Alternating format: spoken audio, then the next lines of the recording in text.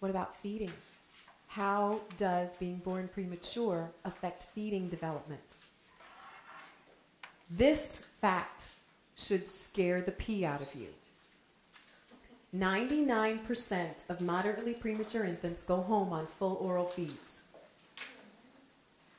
But 50% of parents report poor feeding by 6 months of age, and 20% of the babies are meeting criteria for failure to thrive by 8 months.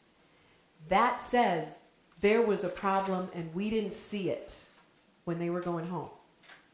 But it was there. And here's the deal. These kids, if you notice, they discharge from NICU and they don't qualify for services when they first get home because they're not behind yet. It's like when you start at 0, how can you be less?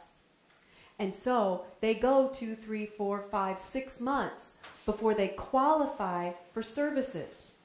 And then we've got a real problem, don't we? Okay, what are some signs of dysphagia to be aware of?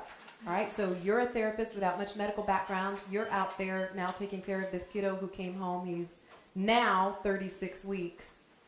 How do you know if there's a swallowing problem? What might clue you in? Protraction, thicken it out. You come pre-programmed for in and out movement of the tongue.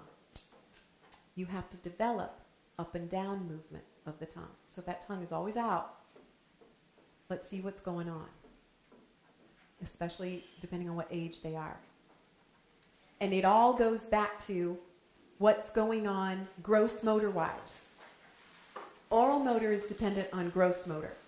And so at six months of age, if everything was going okay and they got tummy time and upper trunk strengthening, we will be seeing the ability to sit up, first supported and then independent. Once you've got that level of stability and mobility here, then you'll see a change in what's going on oral motor-wise, and you'll see changes in the tongue. Now I want you to go to take a drink, and right before the water hits in your mouth, and yes, I'm taking a picture for Facebook, right before the water hits in your mouth, I want you to freeze. Now take away your cup, and there are your lips and your tongue. Huh? You put your tongue up for a bit of a dam, and then your lips extend, they protrude, right? Like this. Where's your head and neck in relation to each other? Are you like this? Are you like this? What are you doing? Chin tuck. You do a natural chin tuck. Remember, we're always going to go back to what's the most natural as our template for our target in therapy. So if this is what's the most natural, that's what we want to get. So we want tongue retracted, lips protruded, chin tuck.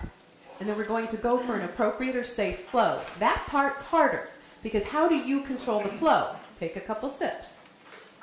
Look at what you do. Put something on the cup that marks it as yours. You can put your name, you can, emboss your initial, do something so we know that's your cup. Now, have somebody else feed you with that cup. It's way down there. Well, no, I can give it to you, so give it to me. Okay, hold on. I'm not going to drink it. Oh, really? She's doing it too. She's using her mouth, right? But and then she gets more. Oh, wait, somebody's using chin support. I like her hand right there. She's waiting to catch the answers. And you were more nervous with someone? Okay. It's almost like the same thing we see with babies. Our eyes are like, okay, what's going on? It's the exact same thing. What are you going to do? What are you going to do once it kind of I'm concerned. Yes. I'm very concerned about this. So far, no one in here looked like that one baby going, although there was somebody who was getting close. Okay. What did you do to protect your airway? Chin down. Oh, hold breath. Chin down. Tongue forward. Now. Now, what happened as the water came in? What did you do? What changed? I pushed, I didn't want it to come in, so I wouldn't choke. Yeah. So you stayed in a guarded position. Like a rush. Like it just shot. She was drowning. Yeah. You were drowning. All right. Were you reading her cues? Did she give you any cues? I saw She Julie's was cute. Julie was great with cute. Julie was, yeah, Julie. Well, I was just like, when's it coming? It's not here yet. Come on, I need to breathe. Like, cause Well, it's similar to the baby. Yeah. When I saw that, I was like, okay.